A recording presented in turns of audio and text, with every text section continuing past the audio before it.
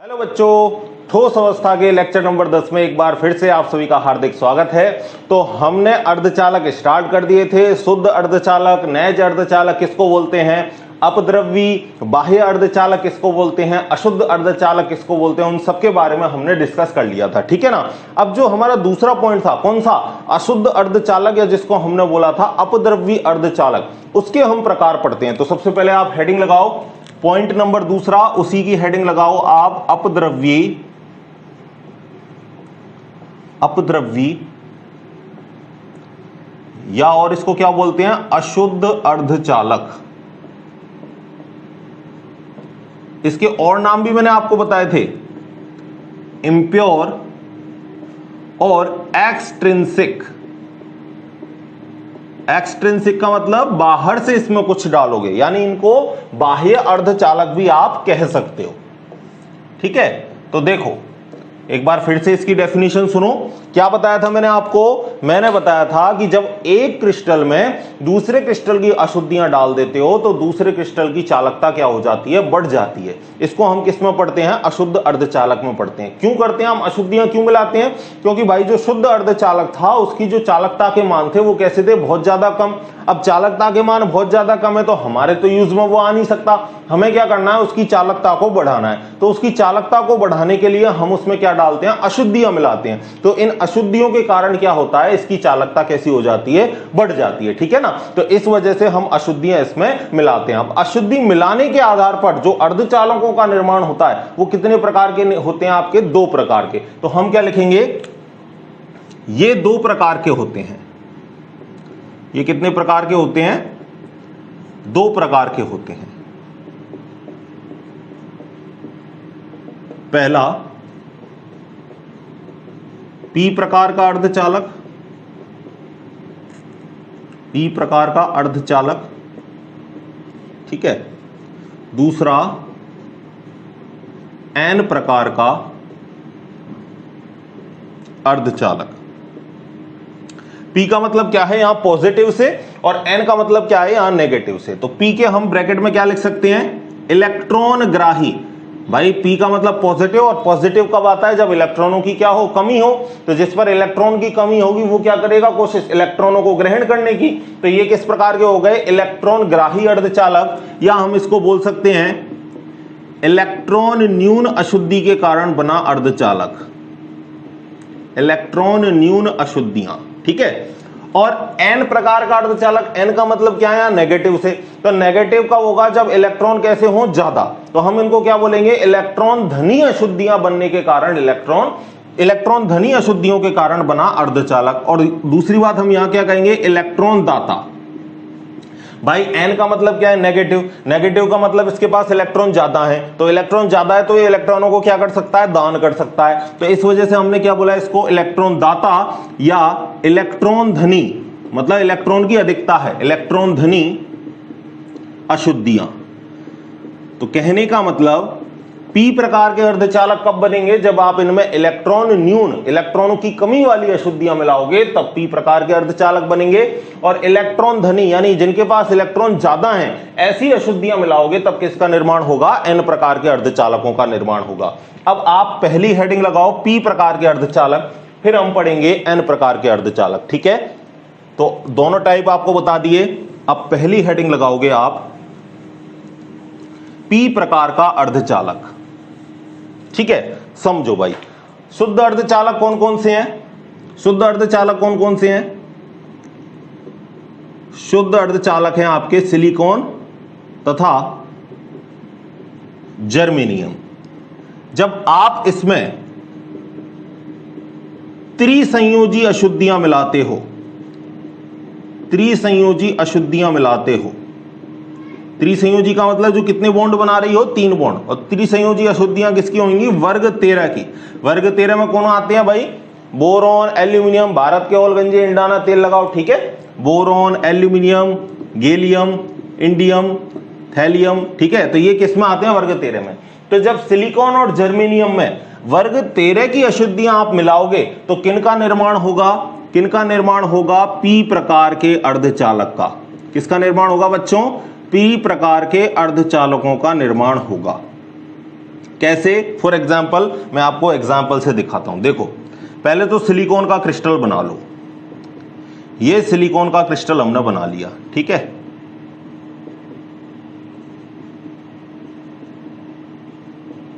ठीक है, अब आप मुझे बताओ सिलिकॉन कौन से वर्ग का है?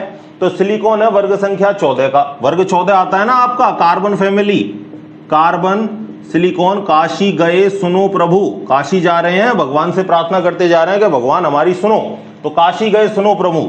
तो सिलिकॉन और जर्मेनियम कौन से हैं? वर्ग संख्या 14। तो जो वर्ग का अंतिम अक्षर होता है उसी वो ही क्या होता है? संयोजकता कोष के इलेक्ट्रॉन। तो यहां वर्ग का अंतिम अक्षर क्या है? 4। तो कहने का मतलब सभी के पास संयोजी कोष में कितने इलेक्ट्रॉन होंगे? 4। तो जब 4 इलेक्ट्रॉन होंगे तो ये बंध बनाने की भी क्षमता कितनी रखते हैं? 4। तभी तो हम कहते हैं कि कार्बन कितने बंध बनाता है? 4 बंध बनाता है। तो सिलिकॉन के पास भी 4 इलेक्ट्रॉन है, ये भी कितने बंध बना सकता है? 4 बंध बना सकता है। तो 4 बंध बना सकता है, तो इसके सबसे पहले तो आप 4-4 इलेक्ट्रॉन रख दो, ठीक है। तो सबके मैं 4-4 इलेक्ट्रॉन रख देता हूं। 1 2 3 4, 1 2 3 4, 1 2 3 और 4। इसी तरीके से आपको 4-4 इलेक्ट्रॉन रख देने हैं सभी के पास, क्योंकि सिलिकॉन वर्ग संख्या 14 का है, इस वजह से इसके संयोजी कोष में कितने इलेक्ट्रॉन होंगे? 4 इलेक्ट्रॉन होंगे, ठीक है। अब आपने क्या किया है? आपने क्या किया है? सिलिकॉन और जर्मेनियम में आपने त्रिसंयोजी अशुद्धियां मिलाई हैं। त्रिसंयोजी अशुद्धियों में मान के चलो आपने क्या मिला दिया? इसमें बोरोन की अशुद्धि मिला दी। तो एक सिलिकॉन की जगह आप किसकी अशुद्धि मिला दोगे? यहां बोरोन की अशुद्धि मिला दोगे। अब मुझे बताओ बोरोन किसका है? वर्ग संख्या 13 का। तो वर्ग संख्या 13 का है, तो मैंने आपको क्या बताया? संयोजी कोष के इलेक्ट्रॉन वो होते हैं जो वर्ग का अंतिम अक्षर हो। वर्ग का अंतिम अक्षर क्या है? 3। तो इसके संयोजी इलेक्ट्रॉन कितने हैं? 3। बोरोन के पास संयोजी इलेक्ट्रॉन कितने हैं? 3। जबकि सिलिकॉन के पास संयोजी इलेक्ट्रॉन कितने हैं? 4। तो पहले बोरोन के 3 इलेक्ट्रॉन रखो। ये लो साहब, हमने 3 इलेक्ट्रॉन रख दिए, 1 2 और ये 3, ठीक है। तो अब देखो भाई, बोरोन तो कितने बंध बनाता है? 4, क्योंकि इसके पास 4 संयोजी इलेक्ट्रॉन है। तो ये लो, इसने 4-4 बंध बना लिए।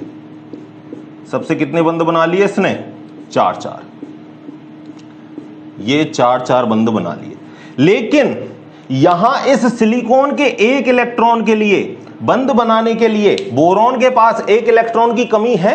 अरे भाई, बोरोन के पास 1 इलेक्ट्रॉन होता तो वो भी बंध बना लेता। वो भी कितने बंध बना लेता? 4। लेकिन बोरोन के पास तो 3 ही इलेक्ट्रॉन है। बोरोन के पास 1 इलेक्ट्रॉन की क्या रह गई? कमी। और ये बात हमको पता है कि जब इलेक्ट्रॉन की कमी रह जाती है तो कौन से छिद्र का निर्माण होता है? धनावेशित छिद्र का निर्माण होता है। तो इलेक्ट्रॉन की कमी की वजह से यहां पर कौन से छिद्र का निर्माण हो जाता है?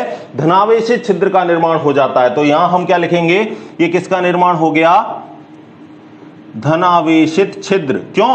क्योंकि इस पर 1 इलेक्ट्रॉन की क्या आ गई? कमी आ गई। तो कमी आ जाने की वजह से यहां पर पॉजिटिव होल क्रिएट हो जाता है, ठीक है। समझ गए आप इस बात को? तो यहां पर धनावेशित, और धनावेशित का मतलब क्या होता है? पॉजिटिव। इस वजह से इस अर्धचालक का क्या नाम दिया गया है? पी प्रकार के अर्धचालक। समझ में आ गई आपको बात? तो थ्योरी कैसे लिखोगे? पहली लाइन आपकी क्या लिखोगे कि जब सिलिकॉन व जर्मेनियम में वर्ग 13 की अशुद्धियां या त्रिसंयोजी अशुद्धियां मिलाई जाती हैं तो यहां पर पी प्रकार के अर्धचालकों का निर्माण होता है। चूंकि सिलिकॉन वर्ग 14 का है, अतः यह 4 संयोजकता बंध बनाता है, परंतु बोरोन जो वर्ग 13 का है तो अतः इसके पास केवल 3 इलेक्ट्रॉन होते हैं। चौथे इलेक्ट्रॉन की इसके पास कमी होती है, जिस वजह से धनावेशित छिद्र का निर्माण होता है। अतः यह पी प्रकार के अर्धचालक कहलाते हैं। थ्योरी लिख दोगे आराम से, कहीं कोई दिक्कत वाली बात नहीं है। एक बार फटाफट इसको लिखो, फिर आगे की बात करते हैं। इनका जो निर्माण हुआ है, यहां पर इलेक्ट्रॉन की कमी चल रही है, तो कमी चल रही है तो इलेक्ट्रॉन को ये क्या करना चाहती हैं? ग्रहण करना चाहती हैं। तो हम यहां पर एक लाइन लिख सकते हैं कि इनका निर्माण कौन सी अशुद्धियों से होता है? इलेक्ट्रॉन ग्राही अशुद्धियों से, इलेक्ट्रॉन ग्राही अशुद्धियों के कारण होता है। भाई इलेक्ट्रॉन की कमी चल रही है तो अशुद्धियां क्या चाहती हैं? इलेक्ट्रॉन ग्रहण करना। अब यहां पर बोरोन पर 1 इलेक्ट्रॉन की कमी चल रही है तो ये क्या चाहता है? इलेक्ट्रॉन को ग्रहण करना। अब देखो मैं आपको बताता हूं चालकता कैसे बढ़ेगी। अब यहां इलेक्ट्रॉन की कमी चल रही है तो ये इलेक्ट्रॉन क्या आ जाएगा? इसको इलेक्ट्रॉन दान करने। तो जब ये वाला इलेक्ट्रॉन इसको इधर दान कर देगा तो इधर भी क्या क्रिएट हो जाएगा, धनावेशित छिद्र क्रिएट हो जाएगा। फिर इस छिद्र की कमी को पूरा करने के लिए ये इलेक्ट्रॉन आएगा तो इधर भी क्या आ जाएगा, धनावेशित छिद्र क्रिएट हो जाएगा। फिर इसकी कमी को पूरा करने के लिए ये इलेक्ट्रॉन इधर आ जाएगा तो यहां भी धनावेशित छिद्र क्रिएट हो जाएगा, उत्पन्न हो जाएगा। तो कहने का मतलब यहां पर देखो इस तरीके से इलेक्ट्रॉन का मूवमेंट हो गया, इलेक्ट्रॉन यहां से यहां आया, फिर यहां से यहां गया, फिर यहां से गया। तो इस तरीके से जो पूरा क्रिस्टल है उसमें किसका मूवमेंट हो जाता है, इलेक्ट्रॉनों का मूवमेंट हो जाता है। और ये बात हम सबको पता है कि अगर इलेक्ट्रॉनों का मूवमेंट अच्छे से हो जाए तो वहां पर चालकता के मान कैसे हो जाएंगे भाई, बढ़ जाएंगे। तो इस वजह से जब हम इलेक्ट्रॉन ग्राही अशुद्धियां मिलाते हैं तो पी प्रकार के अर्धचालक का निर्माण होता है, जिनके कारण जो शुद्ध अर्धचालक है उनकी चालकता के मान कैसे हो जाते हैं, बढ़ जाते हैं। समझ गए बात को? तो फटाफट इसको लिख लो आप, फिर हम बात करते हैं अगले की। और अगला है हमारा एन प्रकार के अर्धचालक। ठीक है भाई, सिंपल है ना। अरे थ्योरी समझ गए आप, सॉरी अगर आप चीज को समझ गए तो थ्योरी लिख दोगे, कहीं कोई दिक्कत वाली बात नहीं है। ठीक है, तो घबराना मत आप, सारी चीजों से आपको नोट्स भी अवेलेबल हो चुके हैं, तो वाली बात नहीं है। दूसरा, एन प्रकार के अर्धचालक मोस्ट इंपोर्टेंट है भाई, ये एग्जाम में पूछे जाते हैं आपसे, अभी क्वेश्चन भी करवाऊंगा मैं आपको। एन प्रकार के अर्धचालक, इसको क्या बोलेंगे, इलेक्ट्रॉन दाता, इलेक्ट्रॉन धनी अशुद्धियों के कारण। ठीक है, अब इसको भी देख लो। तो एन प्रकार के अर्धचालक कैसे बनेंगे, वही पहले तो क्या आएगा, शुद्ध सिलिकॉन और क्या, जर्मेनियम Ge। जब आप इसमें क्या मिलाओ, पंच संयोजी अशुद्धियां, पंच संयोजी अशुद्धियां, और पंच संयोजी अशुद्धियां का मतलब वर्ग 15 वाली अशुद्धियां, जैसे नाना पाटेकर, असरानी, सब भिकारी, इस तरीके से। ठीक है, और फिर बिस्मित और आ जाएगा एक, लिखना चाहो लिख सकते हो। तो इनसे क्या निर्माण होगा, एन प्रकार के अर्धचालकों का निर्माण होगा, एन प्रकार के अर्धचालकों का निर्माण होगा। समझ गए बात को? अब देखो किस तरीके से बनाना है। तो उसी तरीके से पहले तो सिलिकॉन का क्रिस्टल बनाओ, यहां सिलिकॉन सिलिकॉन सिलिकॉन। चलो मैं फटाफट बना देता हूं इसको। ठीक है, अब बीच में से हमें एक हटा के क्या मिलाना है, वर्ग 15 की। तो मैं मान के चल देता हूं, चलो फास्फोरस को हम इसमें मिला देते हैं। तो ये हमने अशुद्धि मिला दी किसकी, फास्फोरस की। तो आपको पता है सिलिकॉन के तो कितने हैं, 4 इलेक्ट्रॉन, तो 4 4 रख दो पहले फटाफट।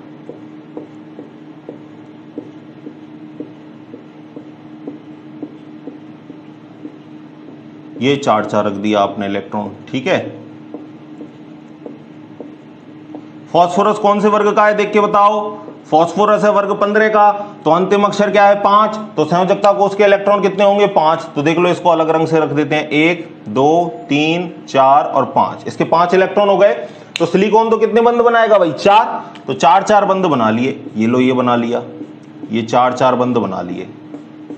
अब क्या फास्फोरस 4 बंद बना लेगा, बिल्कुल बना लेगा, क्योंकि फास्फोरस के पास तो 4 इलेक्ट्रॉन हैं। तो 4 बंद तो फास्फोरस के बन गए, लेकिन ये जो 5वां इलेक्ट्रॉन बच गया, ये मुक्त अवस्था में इलेक्ट्रॉन बच गया। तो कहने का मतलब ये इलेक्ट्रॉन कैसा बच गया, मुक्त इलेक्ट्रॉन, फ्री इलेक्ट्रॉन बच गया। और आप सबको पता है कि अगर फ्री इलेक्ट्रॉन बच जाए, मुक्त इलेक्ट्रॉन बच जाए, तो ये क्या करेगा, रोटेशन करेगा, पूरे जो क्रिस्टल में घूमेगा, और इसकी वजह से चालकता के मान कैसे हो जाएंगे, बढ़ जाएंगे। समझ गए आप बात को?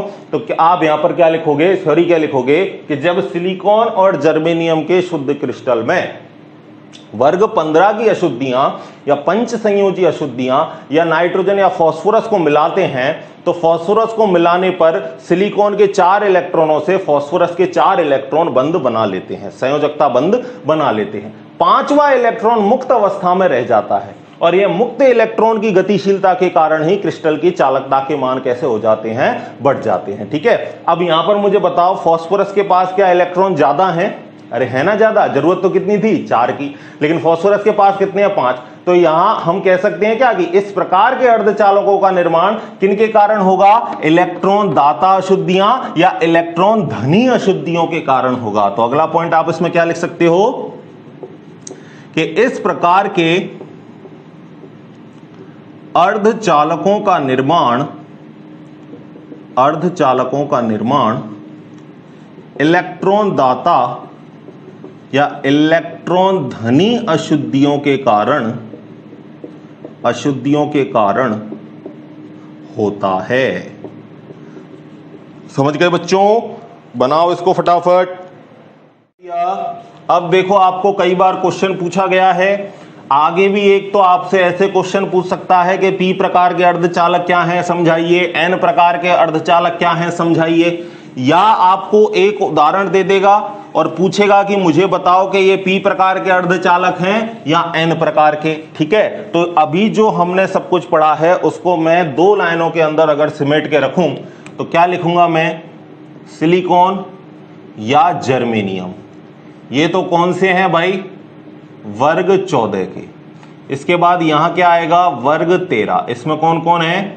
भारत के ओल गंजे इंडाना तेल लगाओ। फिर वर्ग 14, इसमें कौन से हैं? काशी गए सुनो प्रभु। ठीक है, तो जब हम वर्ग 13 और 14 से जब हम अर्धचालकों का निर्माण करेंगे तो यहां जो अर्धचालक बनेंगे वो कौन से बनेंगे? पी प्रकार के अर्धचालक, पी प्रकार के अर्धचालक। ठीक है, और जब हम वर्ग 14 और वर्ग 15, यहां सॉरी 14 नहीं है ये, अरे अच्छा 14 ही लिख दिया मैंने यहाँ पे। अरे भाई यहाँ पे क्या लिखना है आपको? वर्ग 15। ठीक है, कौन से आएंगे? नाना पाटेकर असरानी सब भिकारी। ठीक है, तो जब वर्ग 14 में वर्ग 15 की अशुद्धियां मिलाओगे तो किसका निर्माण होगा? एन प्रकार के अर्धचालकों का निर्माण होगा। तो ये बात आपको याद रखनी है कि 13 के तत्वों को अगर 14 में मिलाया तो पी प्रकार के, 15 के तत्वों को 14 में मिलाया तो एन प्रकार के। क्वेश्चन देखना आप और आप मुझे बताओगे। ठीक है, क्वेश्चन लिख देता हूं, अच्छा हिंदी में ही लिख देता हूं, चलो। अर्धचालकों के प्रकार बताइए। ठीक है, पहला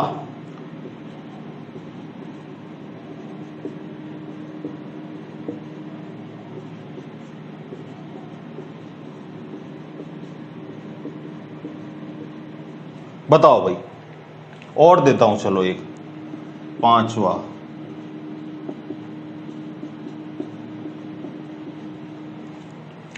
एक एक करके बताना है। हाँ भाई, आगे क्या दे रखा है? बोरोन। बोरोन कौन सा है? वर्ग 13 का। वर्ग 13 का दिख गया, 13 का किससे मिला है? 14 से। कौन सा होगा भाई? ये पी प्रकार का अर्धचालक। यहां कौन है? एल्यूमिनियम। एल्यूमिनियम भी किसका है? वर्ग 13 का। किससे मिला है? सिलिकॉन और जर्मेनियम से। ये भी कौन सा होगा? पी प्रकार के अर्धचालक। यहां कौन है? सिलिकॉन के बाद एंटीमनी Sb। अभी आपको ऐसे भी लिखा हुआ मिल सकता है तो उसमें कंफ्यूज मत होना। आपको ऐसे लिखा हुआ मिल जाए तो उसमें कोई दिक्कत वाली बात नहीं है आपको। ठीक है, कैसे भी लिखा हुआ मिल सकता है, आपको तत्व पहचानने हैं। तो ये लिख दिया आपने। अब आपसे पूछ ले कि ये कौन से अर्धचालक हैं, तो आपको पता है Sb एंटीमनी किस में आ रहा है? वर्ग 15 में। तो वर्ग 15 में आते ही कौन सा है? एन प्रकार का अर्धचालक। यहां कौन आ गया? आर्सेनिक। आर्सेनिक भी किसका है? वर्ग 15 का। तो ये भी कौन सा होगा? एन प्रकार का अर्धचालक।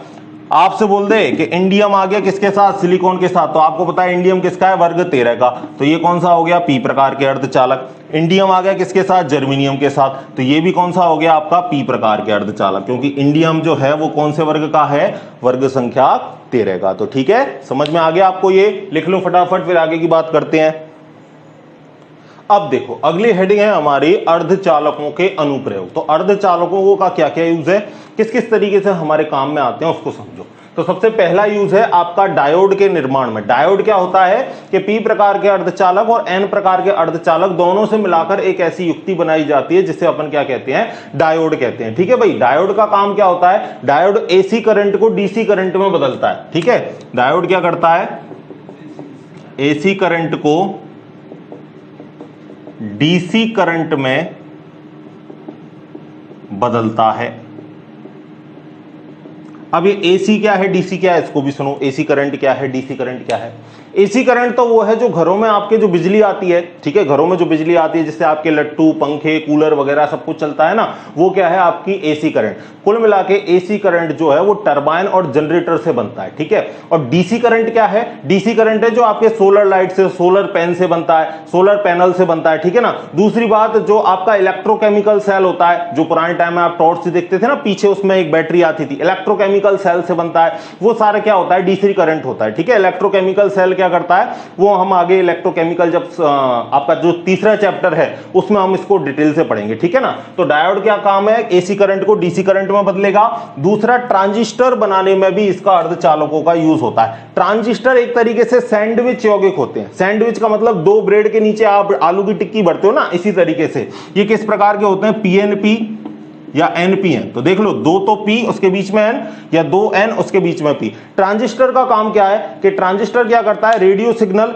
या जो सुनने योग्य सिग्नल है उनको कैप्चर करता है, उनको आइडेंटिफाई, उनको पहचानने का काम करता है। रेडियो तरंगे या श्रव्य तरंगों को पहचानने का काम कौन करता है, ट्रांजिस्टर करता है। तीसरा काम किसमें है, फोटो डायोड बनाने में। तो फोटो डायोड क्या करता है, आगे लिख रखा है कि प्रकाश ऊर्जा को विद्युत ऊर्जा में बदलता है। फोटो डायोड क्या करता है भाई, प्रकाश ऊर्जा को किसमें बदलता है, विद्युत ऊर्जा में बदलता है। अगला चौथा जो पॉइंट है वो भाई आपका ये जो मैंने स्टार लगा रखे हैं, ये तीनों बहुत इंपॉर्टेंट है, ठीक है। हुआ क्या कि 12 और 16, वर्ग 12, वर्ग 16, वर्ग 13 और वर्ग 15 से हमने ऐसे ठोस अर्धचालक बनाए जिनकी जो एवरेज जो संयोजकता है वो कितनी है, 4। तो एग्जाम में आपसे डायरेक्ट एक नंबर का क्वेश्चन पूछता है कि उस ठोस अर्धचालक का उदाहरण दीजिए जो वर्ग 12 व 16 से मिलकर बना है या वर्ग 15 और 13 से मिलकर बना है, ठीक है। तो मैंने आपके लिए एग्जांपल लिख रखे हैं। 12 और 16 से बने ठोस अर्धचालक कौन कौन से हैं, ZnS, CdS, CdSe, HgTe, mercury telluride, ठीक है। इसके बाद वर्ग 13 और 15 से मिलकर कौन कौन से हैं, InSb, AlP, GaSe, ठीक है। तो ये तो वर्ग 13 का है और ये अगला वर्ग कौन सा है, वर्ग 15 का तत्व है, ठीक है। अगला तत्व जो भी दे रखा है। फिर अगला एक और पूछ लेता है आपसे कि चालकता की दृष्टि से ऐसे कौन से संक्रमण धातु हैं जो एक्चुअल धातु की भांति व्यवहार करते हैं। चालकता की दृष्टि से उन संक्रमण धातुओं के ऑक्साइडों का नाम बताओ जो धातु के समान व्यवहार करते हैं। तो कौन सा है, टाइटेनियम ऑक्साइड हो गया, क्रोमियम का ऑक्साइड हो गया, रीनियम का ऑक्साइड हो गया। और ये जो रीनियम का ऑक्साइड है ये चालकता में किसके समान होता है भाई, कॉपर के समान होता है। काफी कंपटीशन प्रतियोगी परीक्षाओं में पूछा गया है, इस वजह से याद रखोगे आप कि जो रीनियम का ऑक्साइड ReO3 है वो चालकता में किसके समान होता है, कॉपर के समान होता है। एक बार आप इसको फटाफट लिख लीजिए भाई। चलो मिटाते हैं, ठीक है। तो देखो मैं आपको हर जगह बारीकी से समझा रहा हूं कि यहां से एक नंबर का क्वेश्चन बन सकता है, तो उस चीज को आप अभी से इंपोर्टेंट डाल के याद रखोगे। होता क्या है, लास्ट के टाइम पे भाई बच्चे पूछते हैं कि सर इंपॉर्टेंट क्या है। और मैं आपको एक बात बता दूं कि टीचर जब पढ़ाने के दौरान जो बताता है ना, जो चीज है कि भाई ये इंपॉर्टेंट है, इसको आप नोट डाउन करके रखो, अंडरलाइन करके याद रखो, तो आपको वो उसी टाइम याद रखना चाहिए। ऐसे आप क्लास के एंड में या मतलब पूरा जब सेशन आपका आने वाला होता है जनवरी फरवरी का, तब आप पूछते हैं सर इंपॉर्टेंट बता दो, तो उस टाइम इंपॉर्टेंट कुछ नहीं होता। जब टीचर पढ़ा रहा है तब वो आपको इंपॉर्टेंट बताता है और वो ही इंपॉर्टेंट आपके लिए काम में आते हैं, ठीक है। तो जो मैं अब आपको बता रहा हूं कि भाई इसको थोड़ा सा याद रखो आप अच्छे से, तो ये यकीन मानो कि वो कहीं ना कहीं किसी ना किसी एग्जाम में पूछा गया है और उस क्वेश्चन के आगे भी आने की संभावना प्रबल है, ठीक है। चलो अगला, अब जो आपका लास्ट टॉपिक इस चैप्टर का बचा है वो है ठोसों में चुंबकीय गुणधर्म। तो अगली हेडिंग लगाओगे ठोसों के चुंबकीय गुणधर्म, ठीक है। तो पहले तो ये समझो भाई चुंबकीय गुणधर्म क्रिएट क्यों होते हैं, देखो समझना भाई बात को। इलेक्ट्रॉन की गति, और इलेक्ट्रॉन कितने प्रकार से गति करता है, इलेक्ट्रॉन आपका 2 प्रकार से गति करता है। पहला, नाभिक के चारों ओर,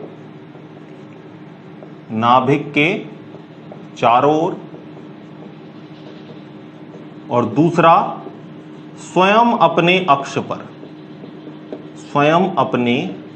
पर। तो जब नाभिक के चारों ओर घूमता है तो इसके कारण तो क्या क्रिएट करता है, ये कक्षक चुंबकीय आघूर्ण, कक्षक चुंबकीय आघूर्ण जिसको हम म्यू एल से रिप्रेजेंट करते हैं, इसको क्रिएट करता है। और जब खुद के अक्ष पर घूमता है तो यहां ये चक्रण चुंबकीय आघूर्ण को उत्पन्न करता है। और चक्रण चुंबकीय आघूर्ण को हम किससे दिखाते हैं? म्यू एस से। स्पिन, इंग्लिश में बोल चक्रण को क्या बोलते हैं? स्पिन। तो इसको किससे दिखाते हैं? म्यू एस से। इन दोनों वैल्यू के वजह से, इन दोनों आघूर्णों की वजह से क्या क्रिएट होता है भाई? चुंबकीय गुण क्रिएट होता है। और टोटल जो म्यू नेट है वो कितना आता है? इसके और इसके योग के बराबर, mu L plus mu S के बराबर आता है। ठीक है। अब दूसरी बात आप क्या याद रखोगे कि जो चुंबकीय आघूर्ण की जो इकाई है, चुंबकीय आघूर्ण की इकाई, चुंबकीय आघूर्ण की इकाई क्या है इसकी? Bore magneton. क्या है बच्चों? बोर मैग्नेटॉन, मैग्नेटॉन, जिसको आप BM से भी दिखा सकते हो, BM, बोर मैग्नेटॉन। ठीक है, आप इससे भी दिखा सकते हो। और एक बोर मैग्नेटॉन किसके बराबर होता है? एक बोर मैग्नेटॉन 9.27 गुणा 10 की पावर -24 जूल पर टेस्ला या एम्पियर मीटर स्क्वायर के बराबर होता है। ये वैल्यू थोड़ी सी आप इसकी एक बोर मैग्नेटॉन की याद रख लेना। ठीक है, आगे देखो। अब मैं आपको गति बताता हूं कि गति किस किस तरीके से संपन्न हो सकती है। अब देखो, इस गति को समझो, गति किस तरीके से होती है। तो जैसे सूर्य के चारों ओर पृथ्वी घूमती है ना, उसी तरीके की इलेक्ट्रॉन की गति है। किसके चारों ओर? नाभिक के चारों ओर। जैसे हमारी पृथ्वी है, ये मान के चलो सूर्य है, पृथ्वी कैसे घूमती है? ऐसे घूमती है क्या? ऐसे घूमती है क्या भाई चारों ओर? हाँ, अरे नहीं, ऐसे नहीं घूमती। पृथ्वी अपनी अक्ष पर भी तो घूमती है, तभी तो दिन रात होते हैं। तो पृथ्वी कैसे घूमती है? देखो, जैसे वो सुदर्शन चक्र घूमता है ना, ऐसे ऐसे ऐसे ऐसे ऐसे ऐसे ऐसे। तो ऐसे अपनी अक्ष पर चारों ओर घूमती हुई इस पूरे जो सूर्य है उसके चारों ओर क्या लगाती है भाई? चक्कर लगाती है। तो उसी तरह इलेक्ट्रॉन भी घूमता है। इलेक्ट्रॉन खुद की अक्ष पर भी घूम रहा है, साथ के साथ नाभिक के भी चारों ओर इलेक्ट्रॉन क्या करता जाता है? घूमता जाता है। तो इसको समझो कैसे। तो पहला तो हम इसको बता सकते हैं, ये रहा भाई नाभिक और ये रहा हमारा कक्षक, और यहां इलेक्ट्रॉन क्या कर रहा है? इस तरीके से घूम रहा है। तो ये तो कौन सी गति हो गई भाई? कौन सी गति हो गई? ये कक्षकीय चुंबकीय आघूर्ण निकलेगा इसके तरफ के, नाभिक के चारों ओर गति कर रहा है। और इलेक्ट्रॉन खुद के अक्ष पर भी गति करता है। मान के चलो ये इलेक्ट्रॉन है पूरा, तो ये खुद के अक्ष पर भी इस तरीके से गति कर रहा है। तो ये तो किसकी गति है भाई? इलेक्ट्रॉन की गति। और ये इलेक्ट्रॉन की नाभिक के चारों ओर गति, तो जिसकी वजह से कुछ इस तरीके से चुंबकीय आघूर्ण उत्पन्न होगा। अब इसके चुंबकीय गुण के आधार पर ठोसों को कितने भागों में बांटा है? 5 भागों में बांटा है। ठीक है, लिखो इसको, फिर आगे की बात करते हैं। लिख लिया? चलो, अब आप लिखोगे कि चुंबकीय गुणों के आधार पर ठोसों को 5 भागों में विभाजित किया गया है। और सबसे पहला प्रकार आप लिखोगे अनुचुंबकीय। ठीक है, एक एक को डिस्कस करते हुए चलेंगे अपन। अनुचुंबकीय, इंग्लिश में इसको क्या बोलेंगे? पैरामैग्नेटिक, पैरामैग्नेटिक सॉलिड, अनुचुंबकीय ठोस। ठीक है, देखो पैरामैग्नेटिक सॉलिड। तो पैरामैग्नेटिक सॉलिड हम किसको कहेंगे? कि वे ठोस पदार्थ जो चुंबकीय क्षेत्र से दुर्बल रूप से आकर्षित होते हैं उन्हें हम अनुचुंबकीय ठोस पदार्थ कहेंगे। क्योंकि दुर्बल क्षेत्र से, क्यों बोला मैंने कि दुर्बल क्षेत्र से आकर्षित होते हैं? क्योंकि जैसे ही आप चुंबकीय क्षेत्र को हटा लोगे, ये अपना चुंबकत्व गुण कैसा है? खो देंगे। यानी जब तक चुंबकीय क्षेत्र है तब तक तो ये उससे आकर्षित होंगे। ठीक है, उससे क्या करेंगे? इंट्रैक्शन करेंगे। जैसे ही आपने चुंबकीय क्षेत्र हटाया, ये खुद के चुंबकत्व गुण को कैसे कर देते हैं? खो देते हैं। तो हम यहां पर क्या लिखेंगे कि वे ठोस पदार्थ जो चुंबकीय क्षेत्र से दुर्बल रूप से आकर्षित होते हैं उन्हें अनुचुंबकीय ठोस पदार्थ कहते हैं। दूसरी बात आप क्या लिखोगे कि चुंबकीय क्षेत्र हटाने पर ये अपना चुंबकत्व गुण खो देते हैं। चलो मैं लिख देता हूं आपको। पहली लाइन क्या लिखोगे? ये चुंबकीय क्षेत्र से दुर्बल रूप से आकर्षित होते हैं। दूसरी बात क्या लिखोगे? चुंबकीय क्षेत्र हटा लेने पर, चुंबकीय क्षेत्र हटा लेने पर अपने चुंबकत्व गुण को खो देते हैं। ठीक है, अयुग्मित इलेक्ट्रॉन भी इनमें पाए जाएंगे। ठीक है, तो आप लिख सकते हो अयुग्मित इलेक्ट्रॉन उपस्थित होता है, क्योंकि अयुग्मित इलेक्ट्रॉन ही क्या क्रिएट करता है, मैग्नेटिक मूवमेंट, चुंबकीय आघूर्ण क्रिएट करता है। ठीक है, अब इसमें आप एग्जांपल लिख लो। ठीक है, एग्जांपल O2 हो गया, Fe+3 हो गया, Cr+3 हो गया, टाइटेनियम ऑक्साइड हो गया, और लिख लो कॉपर का ऑक्साइड हो गया, VO2 एटसेट्रा, वेनेडियम का ऑक्साइड हो गया। ये सारे किसके एग्जांपल हो गए, चुंबकीय ठोस के। ठीक है, लिख लो, फिर आगे प्रति चुंबकीय की बात करेंगे। लिख लिया।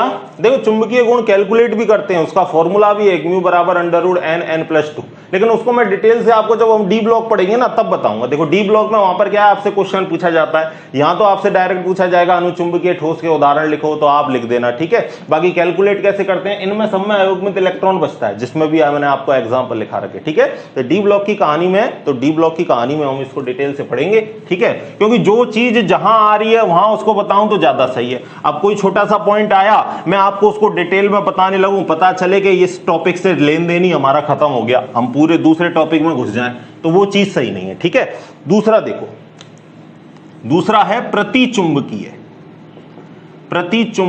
ठोस। प्रतिचुंबकीय ठोस, इसको क्या बोलेंगे हम,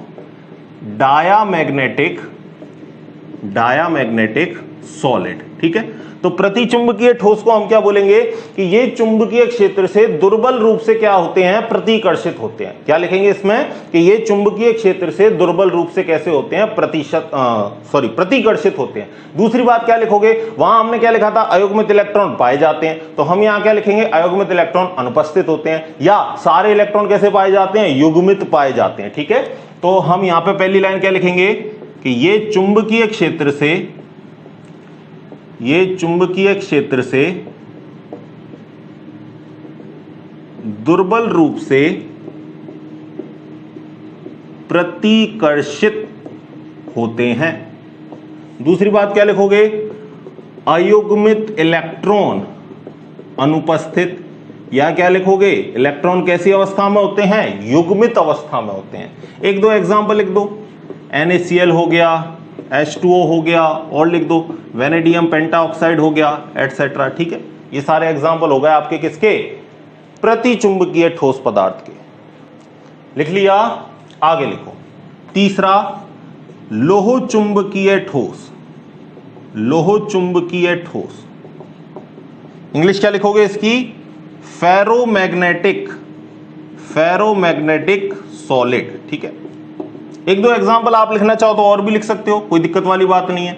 और लिखना चाहो तो TiO2 हो गया, ठीक है, बेंजीन हो गया, C6H6, ये भी किसके एग्जांपल हैं, प्रतिचुंबकीय। अब लो चुंबकीय को देखो, तो लो चुंबकीय क्या होते हैं, ये चुंबकीय क्षेत्र से प्रबल रूप से आकर्षित होते हैं। अनुचुंबकीय तो दुर्बल रूप से आकर्षित हो रहे थे, ये कैसे होंगे, प्रबल रूप से आकर्षित होंगे। दूसरी बात आप क्या रखोगे कि ये स्थायी चुंबकत्व का गुण रखते हैं। स्थायी चुंबकत्व का अर्थ क्या है कि चुंबकीय क्षेत्र हटा लेने पर भी ये अपने चुंबकीय गुणों को नहीं खोते। तो ऐसे पदार्थों को हम क्या कहेंगे, लो चुंबकीय ठोस कहेंगे, फेरोमैग्नेटिक सॉलिड कहेंगे। तो आप इसमें क्या लिखोगे कि ये चुंबकीय क्षेत्र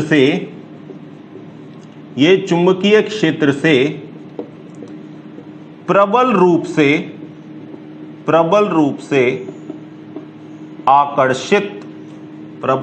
आकर्षित होते हैं। दूसरी बात क्या लिखोगे कि स्थायी चुंबकत्व का गुण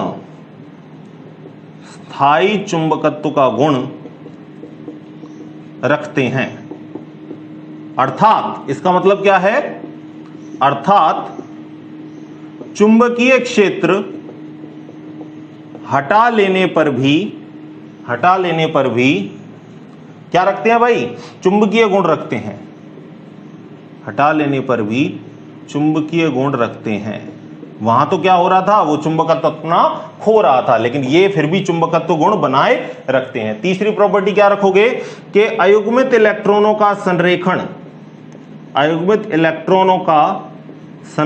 और संरेखण को अपन और क्या बोल सकते हैं, डोमेन, एक सीध में होता है। एक सीध में होने का मतलब क्या होता है, देखो मैं बताता हूं डायग्राम से। एक सीध का मतलब जैसे ये आपके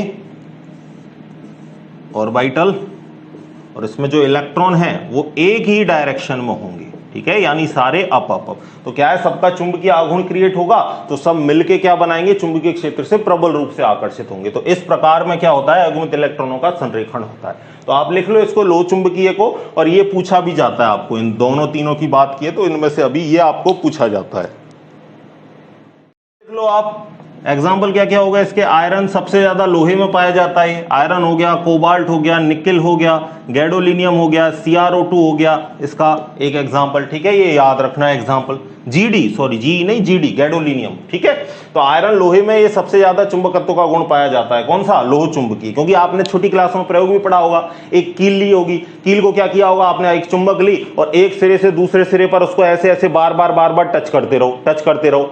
तो जब टच करते रहोगे तो इसके स्कील में भी क्या हो जाएगा, चुंबकीय गुण क्रिएट हो जाएगा। फिर आप जब स्कील को, इस चुंबक को हटा लिया आपने, फिर आप इस कील को लेके जाओ किसके पास, आलपिनों के पास, तो आप क्या देखोगे कि ये कील ने भी क्या है, आलपिनों को आकर्षित कर लिया। तो कहने का मतलब जब आपने चुंबकीय क्षेत्र हटा लिया, आपने वो चुंबक हटा ली, फिर भी इसमें क्या क्रिएट हो चुका, चुंबकीय गुण क्रिएट हो चुका। इसने अपने चुंबकीय गुण खोए नहीं, फिर इसने आलपिनों को आकर्षित कर लिया। तो इस टाइप का गुण किसमें पाया जाता है, सर्वाधिक किसमें पाया जाता है, लोहे में पाया जाता है, आयरन में पाया जाता है। लिख लिया आपने, लिख लिया भाई। चलो अब अगली बात करते हैं।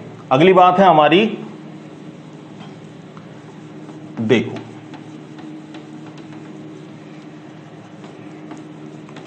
एग्जाम्पल थोड़े से याद रखना। अगर आपको पूछेगा तो आपको 2 नंबर में सारे चुंबकीय आपको ठोस पदार्थ पूछ सकता है, और एक एक को पूछेगा आपसे तो 1 नंबर में आपका क्वेश्चन बनेगा। अगला देखो, अगला क्या है हमारा चौथे नंबर का, प्रतिलोह चुंबकीय ठोस एंटीफेरो मैग्नेटिक सॉलिड। ठीक है, समझना भाई, इस चीज को समझो। ठीक है, देखो इस प्रकार के ठोसों में क्या होता है, चुंबकीय गुणों का संरेखण कुछ इस तरीके से होता है कि एक दूसरे के ये विपरीत विन्यासित होते हैं। कहने का मतलब एक जो चुंबकीय आघूर्ण के गुण को क्रिएट करेगा, दूसरा वाला उसको क्या कर देगा, कैंसल आउट कर देगा। समझना कैसे, तो आप क्या लिखोगे कि इस प्रकार के चुंबकीय गुणों में जो ठोस हैं उनमें इलेक्ट्रॉनों का संरेखण कुछ इस तरीके से होता है कि एक द्वारा क्रिएट मैग्नेटिक मूवमेंट को दूसरा इलेक्ट्रॉन क्या कर देता है, निरस्त कर देता है। अतः यहां पर चुंबकीय गुण के मान कैसे होते हैं, कम होते हैं। लेकिन अनुचुंबकीय वालों से इसके चुंबकीय मान कैसे होते हैं, ज्यादा होते हैं। और चुंबकीय आघूर्णों का अगर मैं संरेखण की बात करूं तो चुंबकीय आघूर्णों का संरेखण कुछ इस प्रकार से होता है। ठीक है, देखो इसके एग्जाम्पल की बात करूं मैं, तो एग्जाम्पल इसके आप याद रख लो, MnO हो गया, MnO2 हो गया, V2O3 हो गया। ठीक है, इसके और भी एग्जाम्पल लिखने तो और भी लिख लो, FeO हो गया, NiO हो गया। ठीक है, बहुत है, इतने एग्जाम्पल आप याद रख लो। इसके बाद अगला देखो नंबर 5वां, फेरी चुंबकीय ठोस। ठीक है, तो वहां हमने तीसरा पढ़ा था फेरो चुंबकीय ठोस, और ये है फेरी। याद रखना, फेरो है वहां पर और यहां फेरी है, सिर्फ इतना सा अंतर है, फेरी चुंबकीय ठोस। अब इसमें क्या होता है, इसमें कुछ इस तरीके से अरेंजमेंट होता है कि जो आपके चुंबकीय आघूर्ण का जो विन्यास है वो पूर्ण रूपेण कैंसल आउट नहीं हो पाता, यानी पूरी तरीके से निरस्त नहीं हो पाता। देखो मैं आपको बताता हूं किस तरीके से होता है। अगर इसमें 2 का आरेखण ऊपर की तरफ है तो तीसरे की जो दिशा है वो कहां होगी, नीचे की तरफ। इसी तरह 2 की ऊपर तरफ, और अगर तीसरा है तो उसकी क्या होगी, नीचे की तरफ। यानी कहने का मतलब एक जो उत्पन्न करेगा चुंबकीय आघूर्ण उसको दूसरा वाला क्या कर देगा, निरस्त कर देगा, लेकिन फिर भी एक का बचा रहेगा। अगर ये वाला इसके चुंबकीय आघूर्ण को निरस्त करेगा तो फिर भी ये वाला बचा रहेगा। तो कहने का मतलब यहां जो चुंबकीय आघूर्ण है वो पूर्ण रूप से निरस्त नहीं हो पाता, थोड़े बहुत चुंबकीय आघूर्ण के मान बचे रहते हैं। एग्जाम्पल देख लो इसके, एग्जाम्पल हो गया इसका मैग्नेटाइट टाइट Fe3O4, और क्या हो गया फेराइट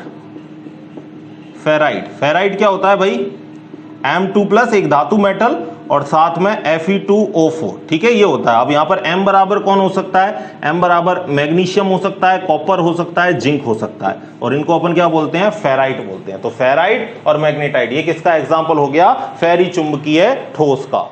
तो यहां आपका सॉलिड स्टेट आज पूरा हो चुका है। मैं इसकी एक क्लास और रखूंगा, उस क्लास में मैं प्रीवियस ईयर के कुछ इंपॉर्टेंट क्वेश्चन और जो भी कुछ छोटी मोटी बातें हैं जो कभी बच गई होंगी तो उनको मैं उस क्लास में मेंशन करूंगा। ठीक है, तो आप बने रहिए मेरे साथ इसी तरीके से। फिर से मुलाकात होगी। जय हिंद, जय भारत।